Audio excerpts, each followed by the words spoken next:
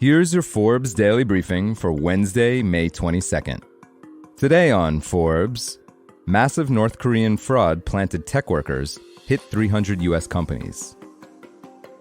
Think that your data is safe thanks to your IT department? Think again.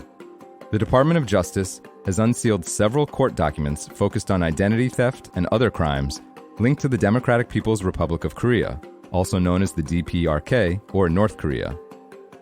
Prosecutors, who allege that North Korean IT workers have been infiltrating and defrauding U.S. companies, called it the largest case ever charged involving this type of scheme.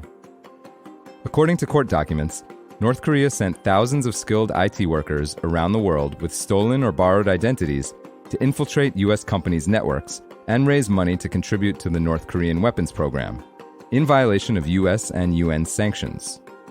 The schemes involved defrauding more than 300 U.S. companies, including many well-known large companies, using U.S. payment platforms and online job site accounts, proxy computers located in the U.S., and U.S. persons and entities, some of which didn't realize that they were helping to commit fraud. Prosecutors claim the scheme began early in 2020 when a group of overseas IT workers began performing services remotely for U.S. companies. To get the jobs, the workers stole the identities of U.S. nationals and applied for remote jobs in the U.S. Once they had obtained jobs in the U.S., sometimes through the use of staffing companies, they were able to access the internal systems of U.S. companies. Not only did they steal data and money, they were paid millions of dollars for their work and falsely reported that information to the IRS. One of those charged is Christina Marie Chapman, a U.S. citizen who was arrested in Litchfield Park, Arizona, alongside her co-conspirators, referred to in the indictment as John Does 1 to 3. Chapman is accused of assisting the IT workers in validating stolen identity information so that they could pose as U.S. citizens. The overseas IT workers gained employment at U.S. companies, including a top 5 major television network, a Silicon Valley technology company, an aerospace manufacturer, an American car manufacturer, a luxury retail store, and a U.S. Hallmark media and entertainment company, referred to in the indictment as, quote, one of the most recognizable media and entertainment companies in the world.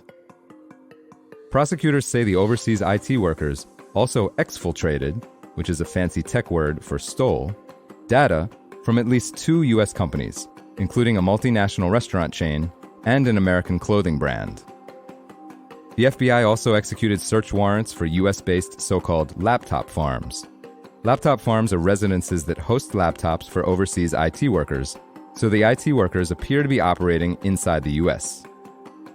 Chapman's residence was among those searched in October 2023 under a warrant issued in the District of Arizona. She is accused of hosting a laptop farm in her home to assist in the scheme. Prosecutors also allege that she received and forged payroll checks and received direct deposits of the overseas IT workers' wages from the U.S. companies into her U.S. financial accounts.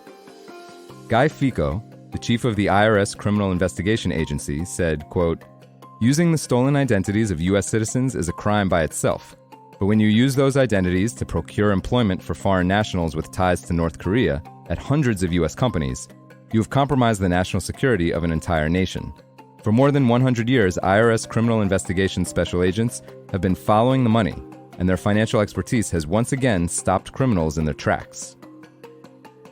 Prosecutors claim that Chapman was initially approached to participate in the scheme on LinkedIn, where she was asked to be the, quote, U.S. face of a company. Now, Chapman is specifically charged with conspiracy to defraud the United States, conspiracy to commit wire fraud, conspiracy to commit bank fraud, aggravated identity theft, conspiracy to commit identity fraud, conspiracy to launder monetary instruments, operating as an unlicensed money-transmitting business, and unlawful employment of aliens. The John Does are charged with conspiracy to commit money laundering and are still at large. For full coverage, check out Kelly Phillips Erb's piece on Forbes.com. This is Kieran Meadows from Forbes. Thanks for tuning in.